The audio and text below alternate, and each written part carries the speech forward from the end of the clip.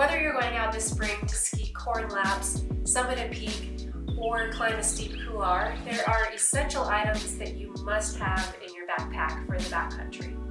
The gear that I pack fits into several different categories, starting with avalanche safety, survival and rescue, self-care, repair kit, and the essential items for ski touring. So let's start out with the pack.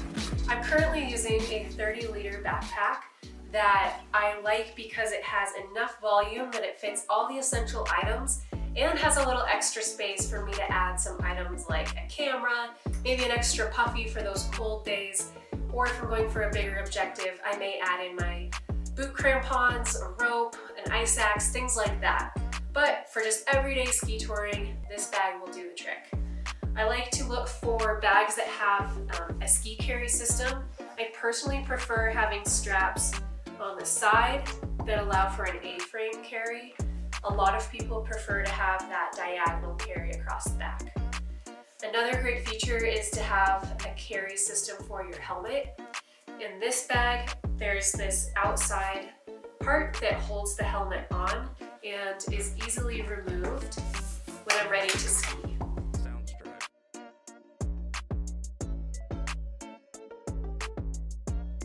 I'm going to go over all the items that I carry in the backcountry, starting with avalanche safety gear.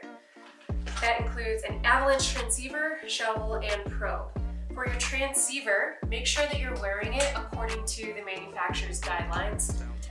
That would be in a harness that is on your body or tethered inside of a pocket and inside your outermost layer. A metal shovel, and making sure that that shovel has an extendable handle. Your avalanche probe, and it should be 240 centimeters or longer. Also in this category, I use a snow saw for cutting ECT or CT columns when testing snow stability. The snow saw will also come in handy for your rescue and survival gear. Say you need to build a fire or build a shelter, now you have a way to cut down some branches and wood. I will note that it is not ideal to use your snow saw to cut down wood because it can damage your saw, but in a pinch, you'll be glad you had it. Additional safety items include a headlamp, in case you're out there after dark, a two-way radio communication that is amongst your group when you're in the field, in case you're skiing a complex line or you get separated for some reason, having those comms within your group is key.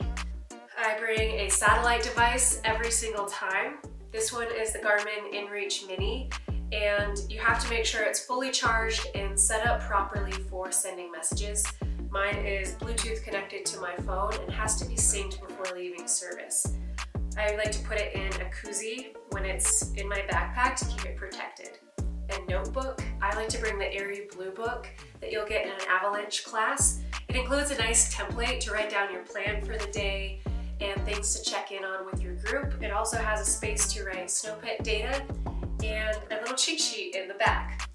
And additional items you could bring are a snow steady kit with a crystal card, a magnifying loupe, a cord to cut columns, and that also pairs with your snow saw. These are additional items that you don't necessarily need, but can be really beneficial to learn more when you're out there. So blending safety and survival, it's important to pack a robust first aid kit. In addition to the standard items of a backcountry first aid kit, I like to add a tourniquet and extra trauma supplies. I highly recommend taking a wilderness first responder or wilderness first aid course in addition to your avalanche safety training.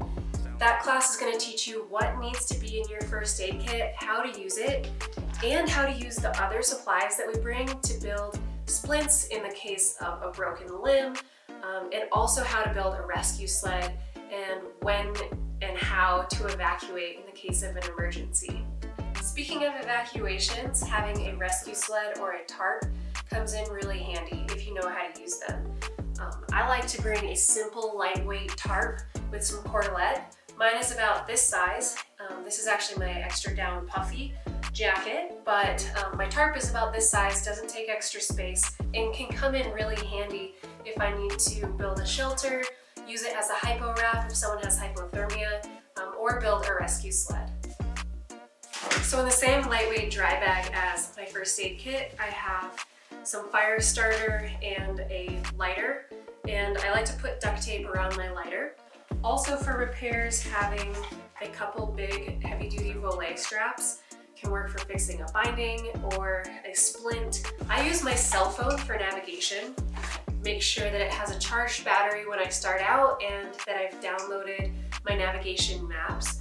I like to use Gaia, Caltobo, and Onyx. They all have different features, but I make sure that I download the area that I'm going to with the topo map, the satellite view, and the overlay of slope angle shading.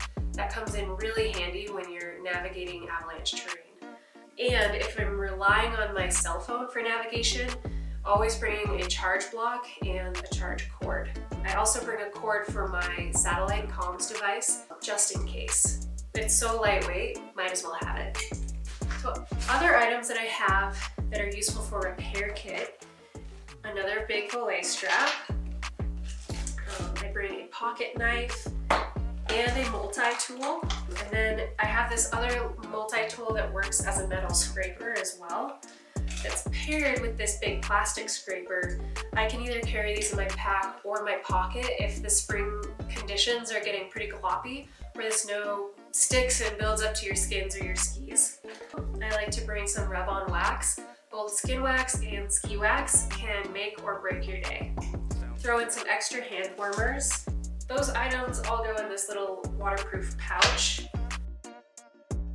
So other self-care items would be sunscreen, chapstick. I have to bring an inhaler for asthma, water, maybe some electrolytes, a hot beverage, and a lot of different nutrients. So some hearty food. I like to bring these Hana One packets that are quick nutrition shots. It saves me when I'm bonking. Sometimes we'll bring candy, so if you have low blood sugar. Moving into clothes, we want to regulate our temperature so that you're warm enough, but when exerting energy, don't start sweating. So for gloves, I bring this lightweight pair for the skin track, and then a warmer pair that stays dry in my pack until I'm ready for the downhill or during my transitions. A warm hat, as well as a fun sun hat. Lots of different options for fun sun hats. A neck buff works really well for protecting us from the elements if it's cold or if it's really hot and sunny. Again, packing a down puffy jacket is easy, compact, and I always bring both sunglasses and goggles. Sunglasses are great for the uphill and hanging out. Then when it's time to shred, putting on the goggles. I like to bring different shades of lenses to easily switch out. These are magnetic, so it's really easy to change on the go. Also, if you crash like me, you're gonna want to have a spare pair of goggles so you can see on the downhill. I use the Freeride Pomoka skins because they are super compactable and they don't take up too much space in my pack. Ski boot, I have the Scarpa Gia RS with a Vibram sole, tech toe, and they are carbon but still have a 120 flex, so awesome for performance both on the up and the downhill. Always bring a helmet.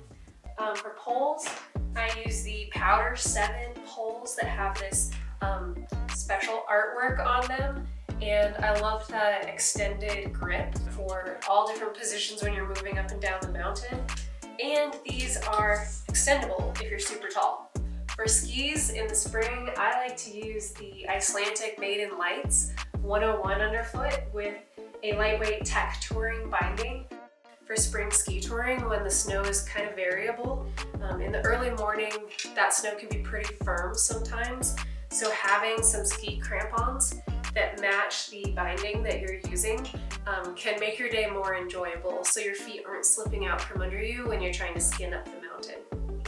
If you're taking it to the next level, some other items you might bring are an ice axe and boot crampons. An ice axe is used for very specific objectives. If you're bringing boot crampons, I like to put them in a bag that's tear-proof, and one that works for me is an old shipping bag. To pack more efficiently, think of the ABCs. A is for accessibility, the items that you need throughout the day being easily accessible on the outside pockets, and items that you're not going to use as much deeper in the pack.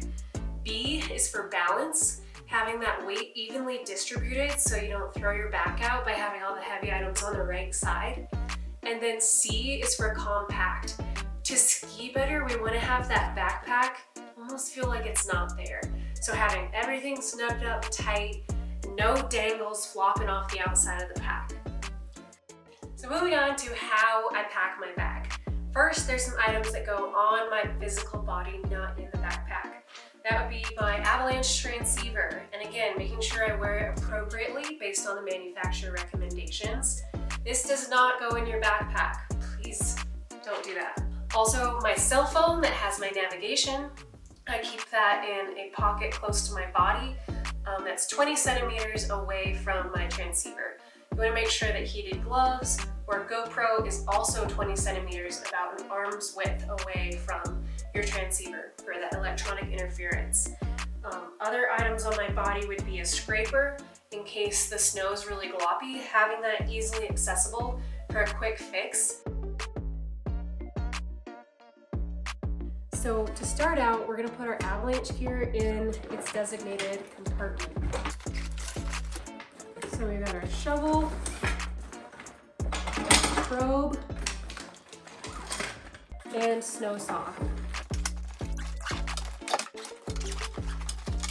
So in this part, I'm going to put items that I don't think I'll need throughout the day. So first aid and repair kit, rescue sled and extra puffy. I'm going to put my water down on the side so I can access it with this side zipper. Warm drink, ski wax, hopefully don't need that. And we've got our goggles, warm hat, extra buff, warm gloves, skins, and our lightweight gloves. We're gonna put those in there, and my GoPro. In the top compartment of my pack are things that I want regularly throughout the day. So in this bag, I've got my ice scrapers, snacks, notebook goes in there, sunglasses, and headlamp. In this main compartment, I also have a smaller pouch, and that's where I put the big body of my radio so the cord can feed out. And also in that top pocket is where I put my satellite device, and protected with a koozie, and I latch it in.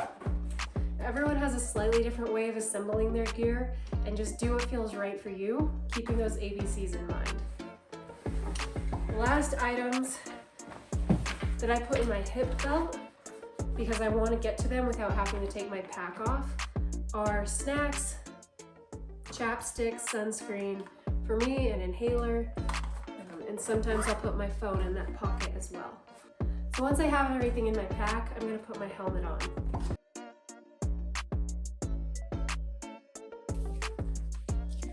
And then to finish off with compact, tighten up any loose straps, make sure there's nothing weird dangling from the outside. Put it on and we're good to go. You can take the weight off your shoulders by hoisting this up on your hip bones, tightening that hip belt, and then taking these straps for your shoulders, loosen it up, back and down, and there's no weight on my shoulders right now. Pull your chest strap, adjust it based on your body shape, and I'm ready for a big day in the mountains. Most importantly, you and your backcountry partners should be trained and practiced with every tool that you're carrying out in the mountains. I hope you found this video helpful and have a fun and safe season. I'll see you out there.